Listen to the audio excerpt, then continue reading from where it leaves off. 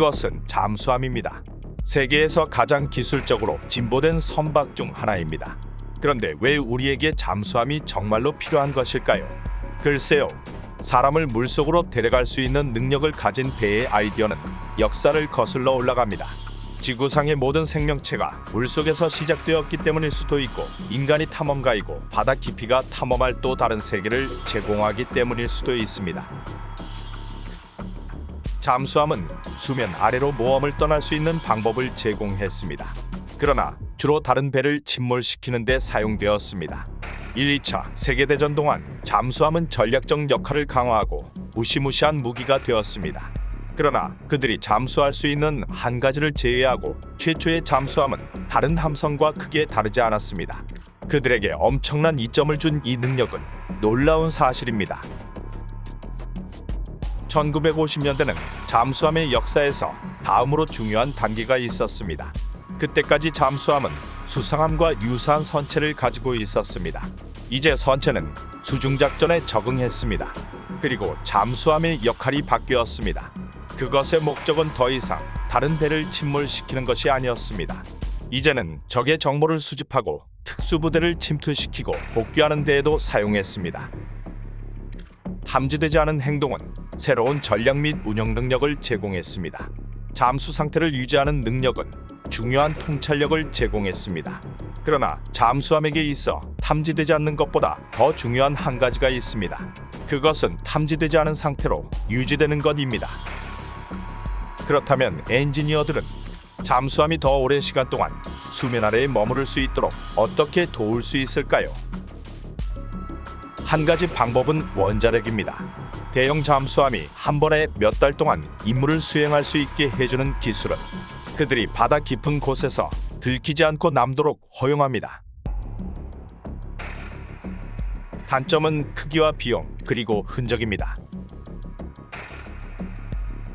그렇다면 표면 아래에서 에너지를 생성하는 다른 방법이 있을 수 있을까요?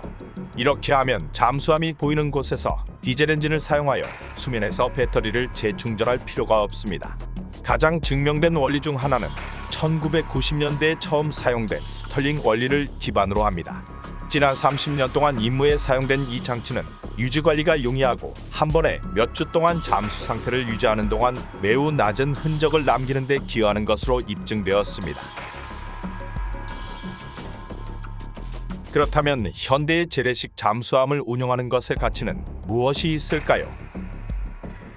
수십 년간의 개발 기간 동안 잠수함은 한 번에 몇 주 동안 탐지되지 않은 채로 잠수할 수 있는 선박에서 진화했습니다. 그들의 목적인 선박을 침몰시키는 것에서부터 평화시부터 분쟁시까지 시민사회를 보호하는 데 적극적인 역할을 하는 것이었습니다. 들키지 않고 행동하는 궁극적인 방법이기 때문에 흔적을 남기지 않고 적의 정보를 수집할 수 있습니다. 갈등이 고조되면 적군은 잠수함이 어디에서 활동할지 모르는 큰 위험을 감수하지 않고는 해안 지역에 접근할 수 없습니다. 잠수함 함대를 사용하여 평화시에도 메시지를 전달하는 잠재적인 적군은 해안선에 도달하기 전에 잠수함을 극복해야 합니다. 그것이 잠수함의 문턱 효과로 적이 공격하기 전에 위험을 신중하게 고려하고 도시와 시민사회에서 충돌을 멀리 유지합니다. 그리고 마지막으로 잠수함을 찾아 무력화시키려면 여전히 어뢰에 노출된 상태에서 상당한 자원의 배치가 필요합니다. 그리고 이것이 잠수함이 전력 증강기로 간주되는 이유입니다.